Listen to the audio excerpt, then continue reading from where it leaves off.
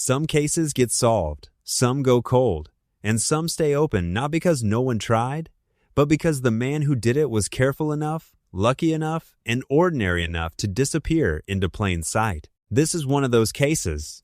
The Zodiac's last confirmed letter arrived in 1974. It was addressed to the San Francisco Chronicle.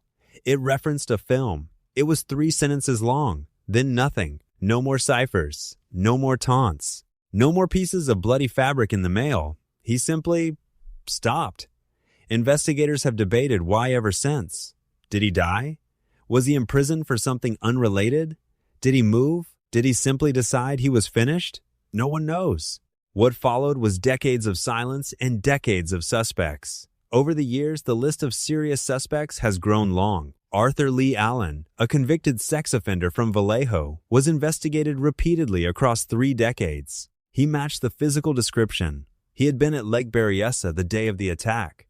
He owned a Zodiac brand watch with the killer's symbol on the face. He had told a friend before the murders began that he wanted to hunt humans and call himself the Zodiac. He was never charged. DNA collected from the Zodiac's letters did not match Allen. He died in 1992. His guilt still debated. His name still the first one mentioned when people ask who the Zodiac really was.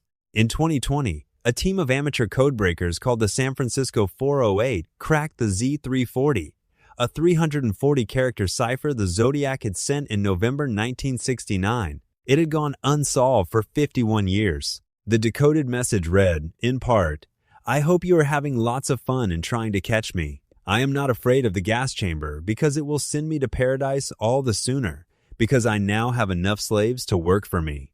Misspellings intact.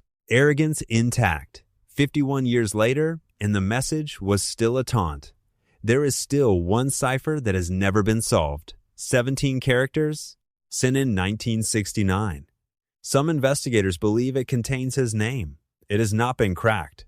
The case remains officially open. The San Francisco Police Department, the Vallejo Police Department, and the Napa County Sheriff's Office all carry it as an active investigation.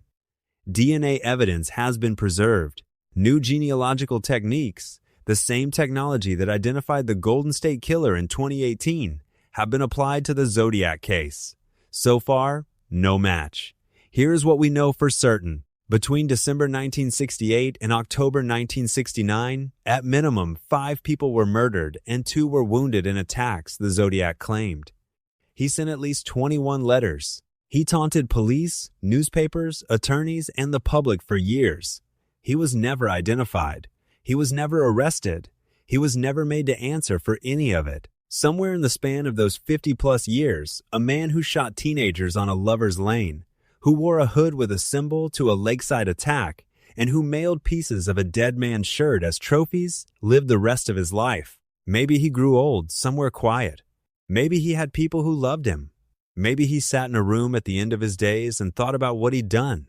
Or maybe he didn't think about it at all. That is the part that never leaves you. Not the crimes, not the ciphers. The possibility that it was nothing to him. He's still here. We just don't know his name.